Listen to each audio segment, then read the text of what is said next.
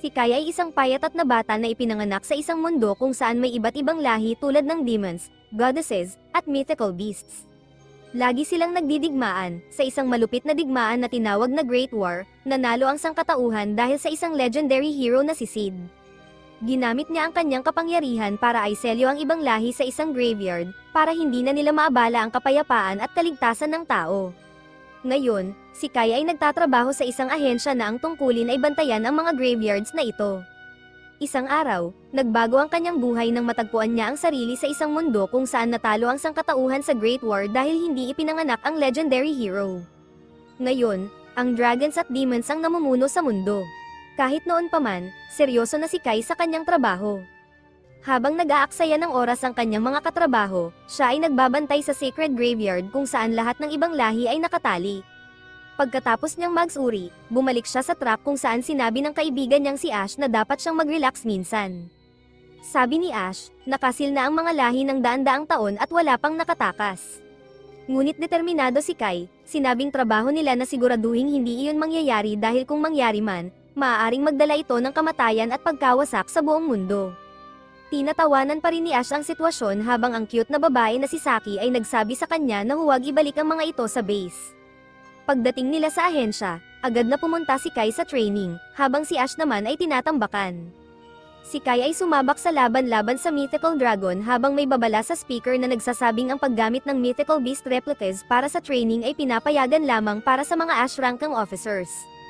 Hindi ito pinansin ni Kai at umiwas sa atake ng dragon bago tumakbo paikot upang magpatama ng malakas na suntok sa mga binti nito.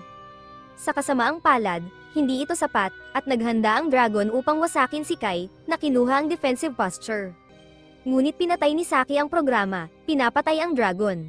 Sinabihan siya ni Saki na huwag masyadong magpakaabala sa training, ngunit sinabi ni Kai na gusto niyang maging sapat na malakas upang makatayo laban sa mga pinuno ng iba't ibang lahi. Sinabi ni Saki na imposible iyon at buti na lang na hindi nila kailangang harapin ang mga ito dahil sa pagsil ng legendary hero. Sinabi niya na maghanda na silang dalawa para sa promotion party ng kaibigan nilang si Jen. Si Jen ay 17 pa lamang ngunit na-promote na sa ranggo ng isang officer sa headquarters, na ginagawa siyang elite among elites. Biglang nakatanggap ng text si Kai mula kay Jen na nagsasabing magkita sila kinabukasan ng umaga, na nagpapaisip kay Saki na baka sila ay may relasyon, ngunit itinanggi ito ni Kai. Kinaumagahan, nagkita sila ng magandang puting buhok na si Jen na mukhang naguguluhan nang makita si Kai na nakasuot ng full gear kahit na day off nila. Sinabi ni Kai na dumiretso siya doon mula sa training, at nagsimula silang mag-shopping date.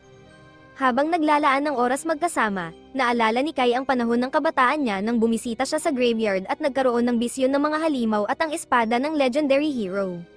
Bigla siyang bumalik sa realidad at nagtataka kung bakit niya naalala iyon. Napansin niya na parang nag-iiba ang mundo sa paligid niya, kaya nag-alala siya at tinawag si Jen na parang walang napapansing kakaiba. Biglang may boses na nag-anunsyo na ang timeline ay nagbabago. Sa susunod na sandali, nakita ni Kai ang sarili sa parehong lugar ngunit sa isang ganap na wasak na lungsod. Naglakad-lakad siya na labis na naguguluhan, tanging kamatayan at pagkawasak ang kanyang nakita. Biglang may narinig siyang ingay at nang tumingin siya, nakita niya ang isang higanteng halimaw na lumalabas mula sa likod ng isang gusali. Hindi makapaniwala si Kai sa kanyang nakita, isang malaking itim na demon na agad lumikha ng dalawang magic circles na nagpapakawala ng maraming Imperial Spears sa kanya. Mabilis siyang umilag dahil sa kanyang training at nasira ang kanyang briefcase, inilabas ang kanyang sandata. Agad na naglunsad ng sunod-sunod na atake ang demon, ngunit mabilis na tumayo si Kai, tumakbo papunta sa kanyang sandata, at agad na nilagyan ng bala. Nagpapalitan ng putok si Kai at ang demon, ngunit sa gulat ng demon, napansin niyang ang mga bala ni Kai ay nakakansela ng kanyang magic. Hindi pa rin tapos ang demon at sinubukang linlangin si Kai sa pamamagitan ng paglikha ng explosion magic sa ilalim niya. Ngunit napansin niyon ni Kai at agad na umilag habang papalapit sa demon. Habang inaayos ang kanyang baril, umilag si Kai sa atake ng demon bago tumalon sa ere upang magbigay ng malakas na strike. Ngunit masyadong makapal ang balat ng demon at walang nagawang pinsala ang espada. Mabuti na lang may plan B si Kai, agad niyang binaril ang demon sa malapitan, na tuluyang sumaira rito. Bumagsak si Kai sa lupa, hingal na hingal, ngunit masaya na ang kanyang training ay naging kapaki-pakinabang at nailigtas siya. Bago pa siya makahanap ng lugar na mapagtataguan, naramdaman niyang may presensya sa likod niya. Paglingon niya, nakita niya ang isa pang higanteng itim na demon na lumulutang sa ere, na tinanong siya kung pumatay siya ng demon. Matapang na itinutok ni Kai ang kanyang espada sa demon at sinabing siya nga ang pumatay sa halimaw, na siyang ikinagalit ng demon, sabay sabing dapat alam ng isang alipin ang kanyang lugar. Agad itong nag-charge ng malakas na magic blast, ngunit bago ito makaatake, may naghagis ng flashbang na nagbulag sa demon habang si Kai ay hinayla papasok sa isang pamilyar na trap na agad na tumakbo. Medyo nagulat si Kai ngunit napagtanto niya na ang kanyang mga tagapagligtas ay walang iba kundi ang kanyang mga kaibigang sina Saki at Ash. Sa kasamaang palad, tila hindi siya kilala ng dalawa dahil sinabi ni Saki na hindi pa niya ito nakikita noon. Napuno si Kai ng takot habang iniisip kung nakalimutan na siya ng lahat.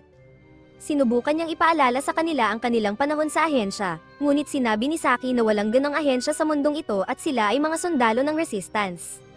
Lito si Kai sa mga pangyayari, ngunit ipinaliwanag ni Saki na sila ay mga puwersa ng Human Rebel Army na nabuo matapos matalo ang sangkatauhan sa Great War laban sa ibang lahi 30 taon na ang nakalipas.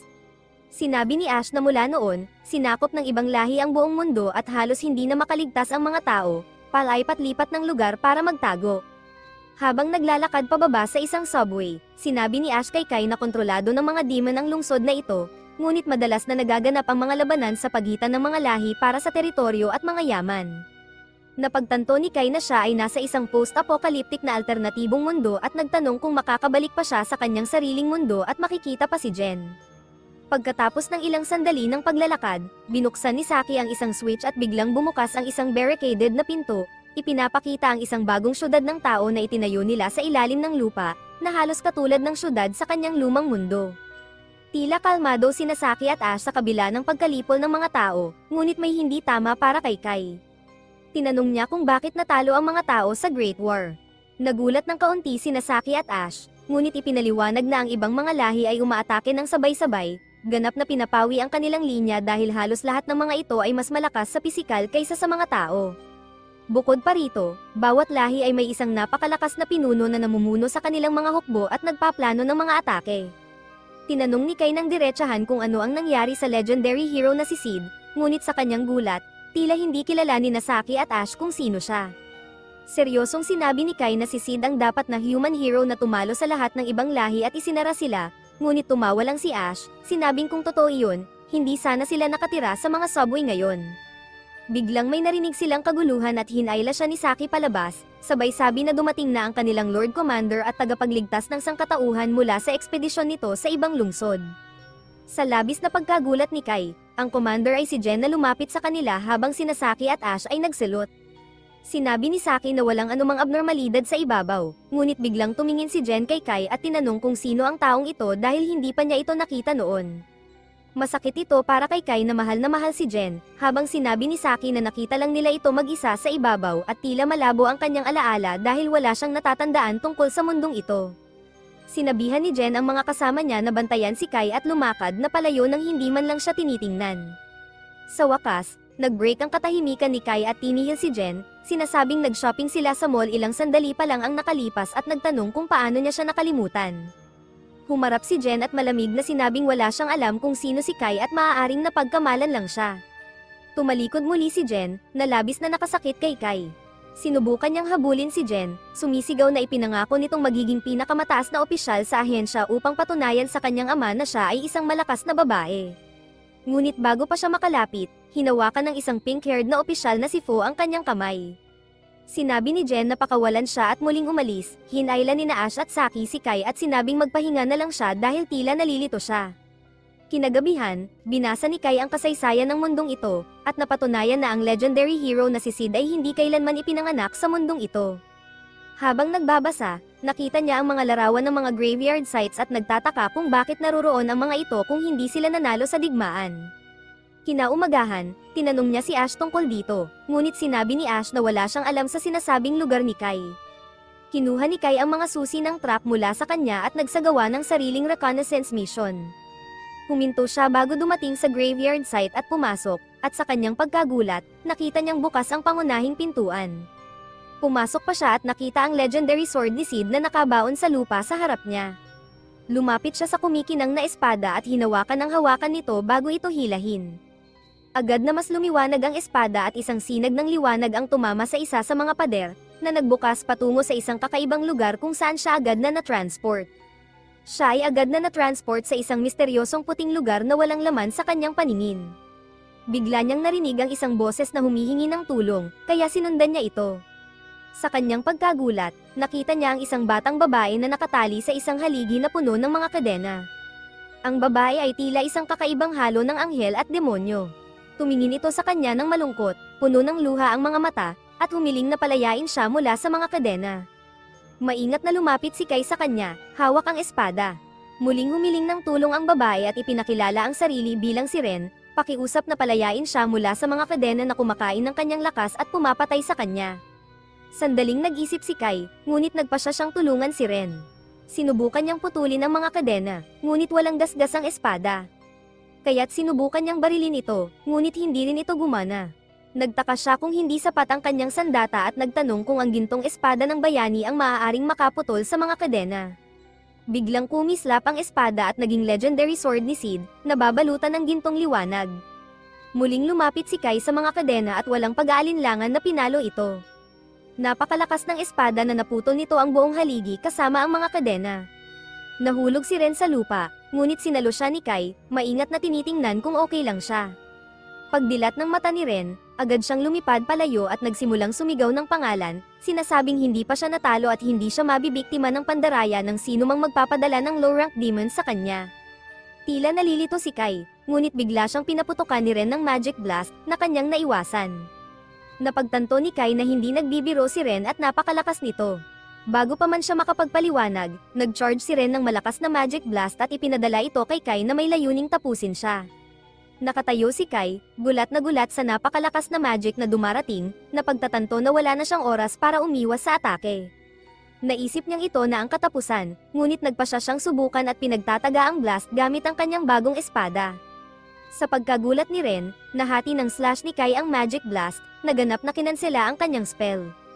Napahanga si Ren at tinanong kung paano nagawa ng isang mababang demon ang ganitong kalakas na magic nullification.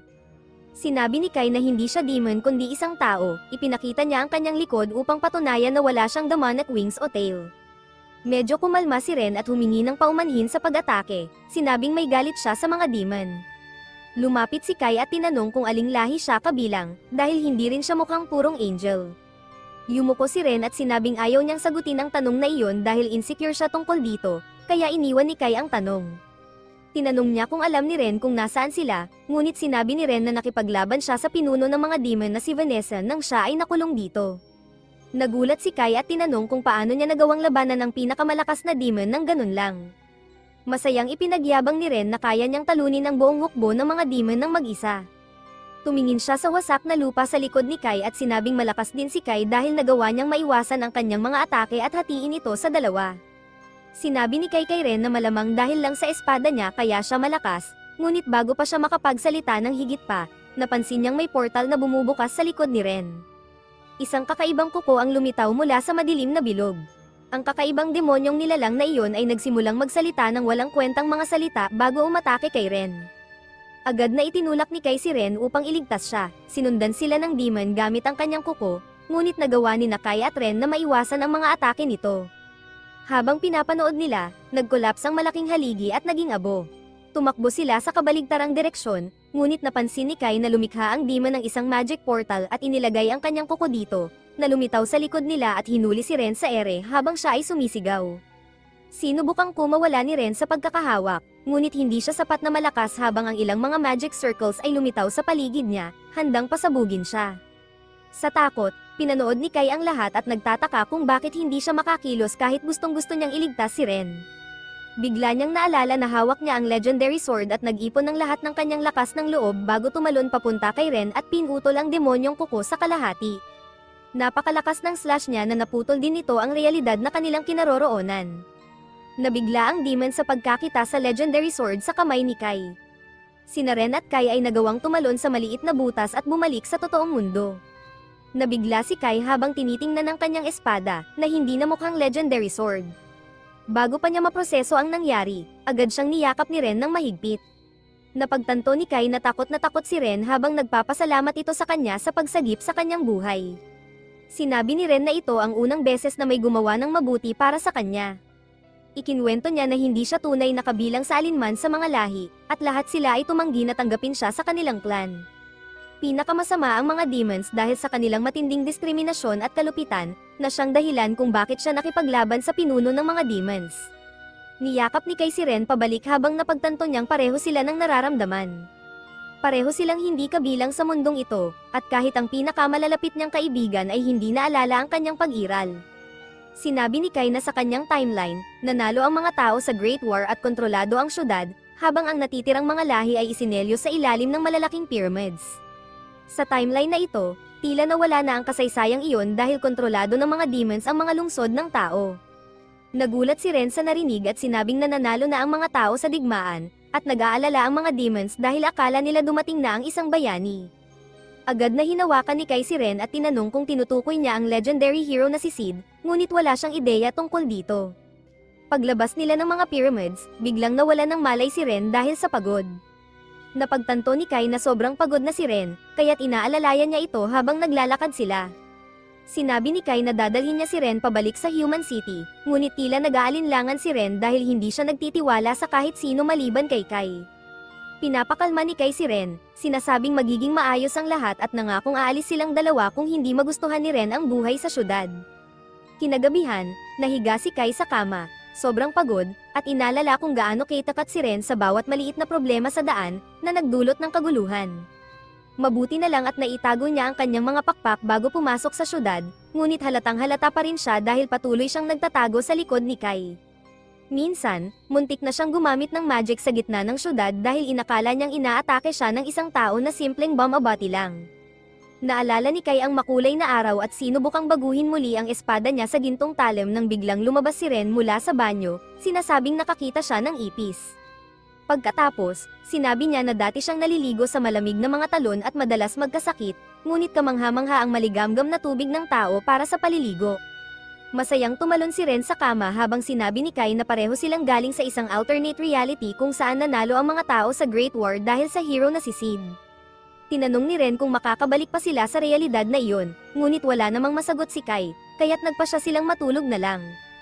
Nakatulog si Kai sa gilid ng kama ni Ren, hawak ang kanyang espada, nang magising siya sa takot na mukha ni Ren, sinasabing nararamdaman niya ang presensya ng mga demon sa lugar. Tama nga si Ren, dahil agad na nagsimulang tumunog ang mga alarma sa buong syudad habang sinasalakay ng mga demon ang kanilang mga harang at pumasok sa ilalim ng lungsod. Lumabas sila at nakita ang mga demon na nagdudulot ng kaguluhan habang nagtatakbuhan ang mga inosenteng tao sa lahat ng direksyon para iligtas ang kanilang sarili. Takot na kumapit si Ren kay Kai, habang sinabi ni Kai na kailangan niyang gumawa ng aksyon at kumilos tulad ng hero na si Sid, dahil kung hindi, walang pag-asa ang sangkatauhan sa mundong ito. Sa kabilang dako, sina Ash, Saki, at iba pa ay sinusubukang pigilan ang mga demon gamit ang kanilang mga baril, ngunit hindi ito epektibo. Kaya sinabi ni Ash kay Saki na kunin ang malalakas na armas. Subalit, tinutugi si Saki ng isang demon, na muntik nang tapusin siya. Ngunit bago pa siya maatake, biglang sumugod si Kai at pinugutan ng ulo ang demon, iniligtas ang buhay ni Saki. Agad niyang sinabi kay Saki na kumuha ng tubig, sinasabing ang mga stone demons ay nagiging sobrang bigat at hindi na makakalipad kapag nabasa. Bigla niyang napansin na isa sa mga demon ang gumagamit ng spell kay Ash upang gawing bato, ngunit agad na binaril ni Kai ang magic circle, na deactivate ito at nailigtas si Ash. Agad na nagtipon ang mga demon at ibinaling ang kanilang atensyon kay Kai. Isa sa kanila ang sumugod at hinawakan ang espada niya, habang ang isa pa ay papalapit mula sa likod. Naiwasan ni Kai ang atake at mabilis na dumaan sa pagitan nila, itinutulak silang magkasama. Mula sa itaas ng isang gusali, ginamit ni Ren ang kanyang malakas na magic blast upang patahimikin ang mga demon. Pinuri siya ni Kai sa kanyang mabilis na aksyon, lumapit sina Ash at Saki kay Kai at tinanong kung paano niya nagawang labanan ang mga demon ng ganon katapang at kaepektibo. Sumagot si Kai na siya ay nagmula sa isang mundo kung saan nanalo ang mga tao sa digmaan, kaya't sanay na siyang lumaban sa mga dummy demons buong buhay niya at alam niya kung paano ito harapin. Labis na humanga si Saki at inimbitahan si Kai na samahan sila sa headquarters upang planuhin ang depensa. Pumayag si Kai, at silang lahat ay sumakay sa isang armored vehicle sa gitna ng mga guho ng pangunahing syudad upang marating ang headquarters, kung saan ang mga mataas na opisyal kasama si Jen ay nagbabalangkas ng mga estratehiyang militar. Ipinakilala si Kai sa kanila at agad na ikinwento ang kanyang realidad, ngunit tinawanan lamang siya ng mga miyembro ng board at sinabing itigil na ang pagbibiro sa ganitong delikadong oras. Sa kabutihang palad, mas bukas si Jen sa kanyang sinasabi at tinanong kung anong uri ng relasyon ang meron sila sa kanyang realidad dahil tinawag siya ni Kai ng pamilyar. Sinabi ni Kai na sila ay magkakalega at matalik na magkaibigan mula pagkabata na laging magkasama. Binanggit din niya kung paano siya madalas magkwento tungkol sa kanyang lolo, na tila tumama kay Jen, at agad niyang pinalabas ang iba. Kinagabihan, habang nag-e-enjoy si Ren sa kanyang malambot na kama, narinig ni Kai ang katok sa pinto. Binuksan niya ito at nakita ang pink-haired na assistant ni Jen, si Fo, na sinabihang sumama sa kanya. Sumunod si Kai at Ren sa kanya papunta sa isang silid kung saan naroroon si Jen, na mukhang mas kalmado at bukas. Sinabi ni Jen na naniniwala siya kay Kai dahil hindi niya kailanman pinag-usapan ang tungkol sa kanyang lolo sa mundong ito. Ipinahayag niya ang kanyang plano para sa isang matinding depensa pagkatapos makipag-ugnayan sa 5 natitirang syudad ng tao upang labanan ang mga demon invaders. Napagtanto ni Kai na nais ni Jen na lumaban hanggang sa huli, ngunit tumutol si Ren, sinasabing kahit pa mapaalis nila ang unang alon ng mga demon, magpapadala lang ang mga ito ng mas marami, at sa isang punto, maaaring dumating mismo ang pinuno ng mga demon at sirain ang buong syudad. Mukhang alam ni Jen ang posibilidad na ito, kaya't malungkot siyang tumingin pababa. Biglang nagsalita si Kai, sinasabing dapat nilang atakihin ang mga demon imbes na maghintay lamang. Nagulat si Jen sa sinabi ni Kai, ngunit ipinaliwanag ni Kai na dapat nilang ituon ng pansin sa pagkatalo kay Vanessa, ang pinuno ng mga demon, na mas malakas kaysa sa lahat ng mga demon na pinagsama. Sinabi ni Kai na sila ni Ren ay maaaring magtagumpay, ngunit kakailanganin nila ang mga puwersa ni Jen upang ilayo ang natitirang mga demon upang makapag-concentrate si Kai sa Demon Queen na si Vanessa. Agad nilang sinimulan ang kanilang mga plano habang binubuo ni Kai ang kanyang koponan na binubuo lamang ng 4 na miyembro. Siya mismo ang mangganguna sa Opens Iba laban kay Vanessa kasama sina Rin, Ash, at Saki.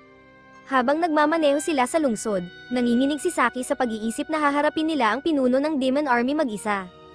Tinanong niya kung bakit siya napili, kahit na hindi siya ang pinakamalakas o pinakamabilis na sundalo. Hinaplos ni Ren ang ulo ni Saki, sinasabing dahil kaibigan siya ni Kai, sisiguraduhin niyang ligtas siya. Ang anumang kaibigan ni Kai ay kaibigan din niya, nakahanap ng kaunting aliw si Saki mula rito, habang sinabi ni Kai na pinili niya sina Ash at Saki dahil pinagkakatiwalaan niya ang mga ito sa kanyang buhay. Ngumiti si Ash kay Kai, sinasabing magiging napakalakas ni Vanessa, ngunit sinabi ni Ren na malakas din siya at ang tanging taong makakatapat sa kanya ay ang Demon Queen mismo. Tinanong ni Saki kung ano ang mangyayari kung mapapabagsak siya ni Vanessa, ngunit sumagot si Ren na agad siyang magse-self-destruct upang siguraduhing mamatay si Vanessa kasama niya. Niyaakap ni Saki si Ren at pinanggako na huwag gawin ang anumang ganoon. Samantala, tinanong ni Ash si Kai kung hindi sila mapapansin ng mga demon dahil sila ay nasa isang malaking grupo.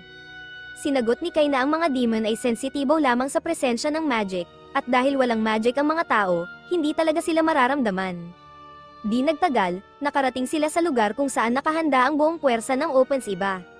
Nagbigay si Jen ng pep talk sa mga sundalo, sinasabing kailangan nilang kontrolin ang kanilang mga buhay at labanan ang pang-aapi ng mga demon.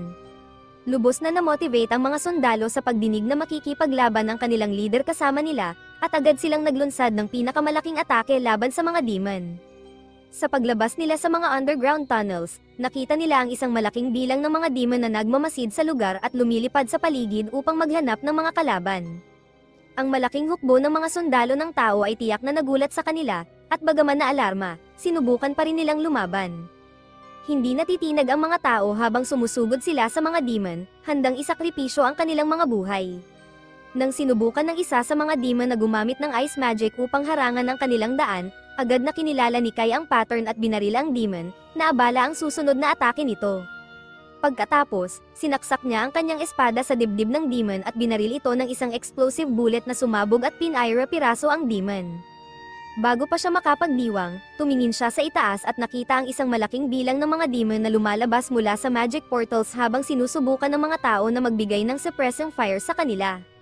Agad na itinutok ni Kai ang kanyang baril sa langit at gumamit ng isang espesyal na bala na lumikha ng lightning chain strike na tumama sa lahat ng mga demon ng sabay-sabay, na incapacitate ang mga ito at bumagsak sila sa lupa na walang malay. Ang mga tao sa paligid niya ay nagulat at nagtanong kung paano niya nagawang harapin ang lahat ng mga demon ng ganon kadali. Sinabi ni Kai na ito ay dahil sa modernong teknolohiya na meron siya sa kanyang mundo. Tinanong niya si Ren kung nakakaramdam pa siya ng ibang mga demon. Itinuro ni Ren ang top right tower, sinasabing nararamdaman niya ang isang napakalakas na presensya na walang duda na si Demon Queen Vanessa. Agad na kumilos si Jen at inisasay ng iba't ibang trabaho sa mga tropa. Sinabi niyang si Kai ang haharap kay Demon Queen Vanessa habang ang iba ay kailangang siguraduhing walang demon na makapasok sa gusali o sa paligid nito upang hindi makalikha ng mga di inaasahang balakid. Pinosisyon ni Jen ang mga tropa sa paligid ng gusali at sa mga hagdanan, habang ang natitirang mga tropa ay umakyat sa hagdan. Tumingin si Jen kay Kai at tinanong kung iniisip pa rin niya na kaya niyang harapin si Vanessa sa isang one-on-one na laban. Tumango si Kai sa kumpirmasyon, nagsimulang maghanap ang natitirang mga sundalo ng mga nakatagong demon nang itinuro ni Ren ang isang maliit at kakaibang demon na sinusubukang mag-summon ng malaking demon. Sa kasamaang palad, huli na sila upang pigilan ito, at isang higanteng Cyclops ang lumitaw mula sa magic portal at agad na nagsimulang maghasik ng lagim. Hinuli ng Cyclops ang isang sundalo sa kanyang malalaking kamay at muntik na itong durugin kung hindi dahil sa mabilis na aksyon ni Fen. Tumalon siya sa hangin at pinutol ang kamay ng demon, pinakawalan ang sundalo mula sa pagkakahawak nito. Sinabi niya sa natitirang mga sundalo na magpatuloy dahil kaya niyang harapin ang ganitong mababang demon ng mag-isa. Kaya sumunod si Jen sa mga utos at umakyat kasama ang iba pang mga tropa habang dahan-dahan nilang sinusubukan na palayain ang mga bilanggo na nagtatago pa rin sa tore. Pumasok sila sa isa pang silid na pinamumunuan ni Jen nang biglang isang trap ang umaksyon, at tinamaan siya ng isang malakas na lightning magic na nagpagulat sa lahat. Ngunit nang mawala ang usok, napagtanto nilang hindi nasaktan si Jen dahil sa kanyang magic resistance armor. Sinabi niya kay Kai at sa kanyang grupo na magpatuloy, habang siya at ang natitirang mga sundalo ang haharap sa malaking halimaw na iyon. Nagpaalam si Kai kay Jen at nagpatuloy sa susunod na pasilyo kung saan sila lahat ay nagsuot ng magic band na ginawa ni Ren, na nagtatago sa kanila mula sa mga demon. Sinabi ni Kai kay Ren na huwag ipaalam na siya ang gumawa nito dahil malalaman ng lahat na hindi siya tao. Naglakad sila nang biglang lumitaw ang isang malaking halimaw sa harap nila. Natakot si Saki at kinuha ang kanyang baril, ngunit pinatigil siya ni Ren, itinuro sa kanya na manahimik dahil sila ay kasalukuyang invisible sa halimaw. Pinagpawisan si Saki sa takot, ngunit sa kabutihang palad, gumana ang mga bands at lumampas lang ang halimaw na hindi napapansin ang kanilang presensya. Sa wakas, natagpuan nila ang main server room kung saan naghihintay sina Saki at Ash para sa mga utos ni Kai na patayin ang mga ilaw kung kailangan nilang mag-evacuate sa dilim. Si Kai at Ren ay nagpatuloy at pumasok sa isang silid na puno ng mga mataas na ranggong demon. Ang pinuno ng grupo ay tinanggap sila sa gusali, sinasabing interesado si Vanessa sa aksyon ng mga tao na tila nagpakamatay. Sinabi ni Kai na hindi magiging masaya si Vanessa kapag pinutol siya ng kanyang espada. Agad na sinimulan ng mga demon ang pag-charge ng kanilang magic blasts habang naghahanda si Kai na harapin sila, ngunit agad siyang hinatak ni Ren at sinimulang lumipad bago siya itapon patungo sa susunod na pasilyo. Sinabi ni Ren kay Kai na magpatuloy at lumikha siya ng isang ice barrier upang walang demon ang makakasunod sa kanya. Sinigurado niya kay Kai na kaya niyang harapin ang mga insekto na ito at susunod siya kaagad. Kaya't nagpatuloy si Kai habang hinaharap ni Ren ang natitirang mga demon gamit ang lahat ng kanyang magic circles. Sa wakas, narating ni Kai ang pangunahing throne room kung saan nakita niya ang Demon Queen na komportableng nakaupo. Sinabi ni Vanessa na nagulat siya na nakakasabay ang mga tao sa kanyang mga demon sa ibabang palapag. Sa ibaba, nakikipaglaban si Jen laban sa higanteng demon kasama ang iba pa, ngunit mukhang malakas ang demon at hinawakan ng espada ni Jen at itinapon siya, bago siya sinusunog ng kanyang flame blast. Sa kabutihang palad, dahil sa kanyang armor, nanatiling hindi nasaktan si Jen at agad na binago ang kanyang espada sa bow and arrow at binaril ang demon, ganap itong winasak. Humihingal si Jen habang ang pugot na ulo ng demon ay nagsasabi na kahit gaano sila kahirap magsikap, hindi kailanman mananalo ang mga tao laban sa kanila. Simple lang na nilapitan ni Jen ang ulo at sinaksak ito ng kanyang espada, sinasabing mananalo sila kahit ano paman. Biglang lumitaw ang isa pang portal sa likod niya na may higit pang mga demon na sinusubukang mag-ambush, ngunit sa kabutihang palad, dumating si Feyen sa tamang oras at tinamaan ang demon, ibinagsak ito sa pader at iniligtas ang buhay ni Jen. Hindi nagtagal ang Demon Dog upang makabawi, at muling lumapit sa kanila habang naghahanda sina Feyen at Jen para sa labanan. Sa throne room, tila interesado si Vanessa sa katotohanan na matapang na nakatayo si Kai at tinanong kung siya ang pinuno ng mga tao. Sinabi ni Kai na iba ang pinuno at siya ay isang outsider mula sa ibang mundo kung saan ang Great War ay isang bahagi na ng kasaysayan at pinamumunuan ng mga tao ang mundo. Tumawa si Vanessa at sinabing walang ganitong mundo at si Kai ay nangangarap lang. Sinagot ni Kai na may alternate reality kung saan totoo iyon. Tinanong ni Vanessa kung aling lahi ang nakatalo sa mga demon, at sa kanyang pagkagulat at tuwa, sinagot ni Kai na tinalo ng mga tao ang mga demon. Tumawa ng mas malakas si Vanessa, sinasabing ang mga tao ang pinakamahina sa lahat ng lahi at walang paraan na matatalo siya ng sinumang tao. Tiningnan siya ni Kai at sinabing tinalo siya ng dakilang bayani na si Sid gamit ang kanyang legendary sword. Tila nagulat si Vanessa at hinawakan ang kanyang ulo, nagsalita ng kakaibang prophecia bago bumalik sa kanyang ulirat, sinasabing tapos na ang paglalaro. Lumikha siya ng magic circle, ngunit bago pa niya ito ma-activate, binaril ni Kai ang magic circle at ganap itong na-nullify, na ikinagulat ni Vanessa dahil hindi niya pa ito nakita dati. Bago pa man makareact si Vanessa, si Kai ay nasa ibabaw na niya at sinaksak siya sa dibdib. Ngunit ito ay isang ilusyon lamang, at ang tunay na Vanessa ay lumitaw sa likod niya at umatake. Nagawa ni Kai na harangin ang atake ngunit siya ay tinamaan at itinapon palayo. Nagsimulang lumipad si Vanessa at lumikha ng isang malaking magic circle na may kumukulong apoy sa loob bago ito ipinadala kay Kai, na nagawa niyang iwasan sa tamang oras. Ang pagsabog ay ganap na sumire sa isang bahagi ng gusali. Medyo nayanig si Vanessa ngunit nagpa siya na gamitin ang kanyang trump card. Pinalibutan niya ang buong lupa sa ilalim ni Kai ng isang magic circle na sumabog ng malakas, na yumanig sa core ng gusali. Sa kanyang pagkagulat, muling nakaligtas si Kai na may hawak na gintong espada. Bago pa makareact si Vanessa, inatake siya ni Ren na dumating matapos harapin ang mga demon sa ibaba at magtamo ng maraming sugat. Hindi nasaktan si Vanessa at nagpa siya na tapusin ang laban sa kanilang dalawa. Ngunit biglang lumitaw ang isang magic portal sa likod niya at siya ay hinuli ng mga kakaibang tentacles. Ang parehong kakaibang robot na umatake kina Kai at Ren ay lumitaw mula sa isa pang portal at inatake si Vanessa. Nalilito si Kai ngunit inisip niya na hindi makakatakas si Vanessa dito. Ngunit nagkamali siya, dahil nabasag ng Demon Queen ang mga kadena at hinawakan ang ulo ng robot bago gamitin ang lahat ng kanyang lakas sa isang napakalakas na atake na ganap na sumire sa kalahati ng syudad. Sa kanyang sorpresa, ang robot ay nanatiling gumagana ngunit nasira na ito kaya't bumalik ito sa portal. Nagulat si Kai sa lakas ng Demon Queen at nagtataka kung paano nilabanan ni Ren ang ganitong kalakas na kalaban. Si Ren naman ay labis na nagulat at sinabi kay Kai na natatakot siya dahil ang Vanessa na kanyang nilabanan sa kanyang mundo ay hindi kasing lakas ng Vanessa na ito. Sa wakas, binalingan ni Vanessa ng atensyon sina Kai at Ren at sinabi na maghanda na sila dahil ipapadala niya silang dalawa sa impyerno. Labis na natakot si Ren at sinusubukang maghanap ng paraan upang makaalis sa gulong ito habang si Kai ay nakatingin sa kanya na tila hindi maintindihan ang nangyayari.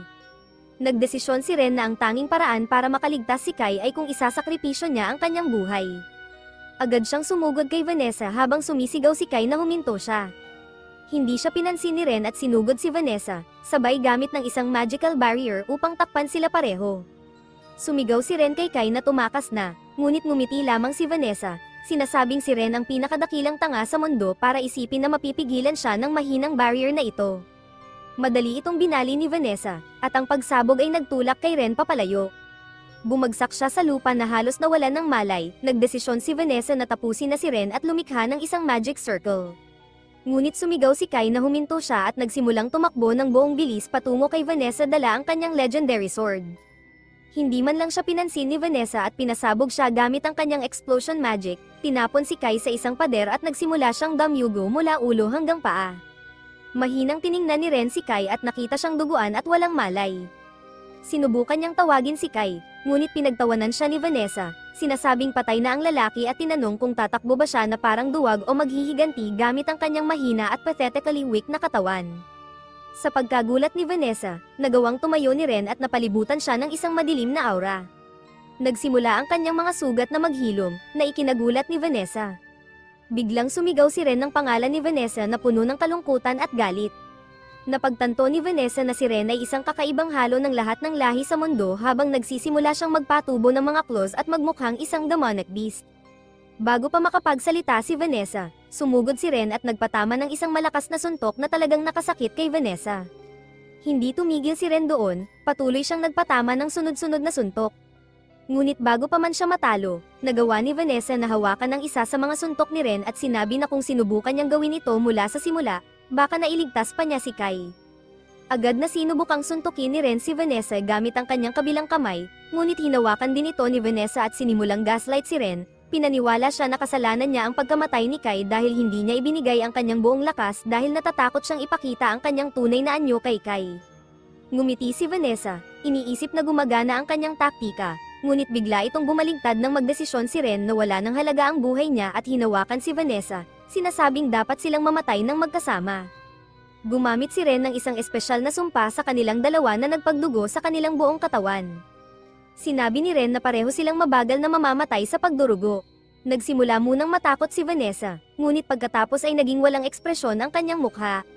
Napagtanto ni Ren na may mali, bumagsak siya sa lupa at iniisip kung bakit nanatili ang lakas ni Vanessa, at nalaman niyang pinoprotektahan ni Vanessa ang sarili gamit ang protective spells laban sa mga sumpa mula sa ibang lahi. Pinuri ni Vanessa si Ren sa kanyang tibay, ngunit sinabi na si Ren ay isang abomination ng iba't ibang lahi na hindi dapat nag-exist sa mundong ito. Itinaas ni Vanessa ang kanyang kamay at pinaputukan si Ren ng fire blast nang malapitan upang wakasan ang kanyang pagdurusa. Sa kanyang pagkagulat, nailigtas si Ren sa huling sandali ni Kai.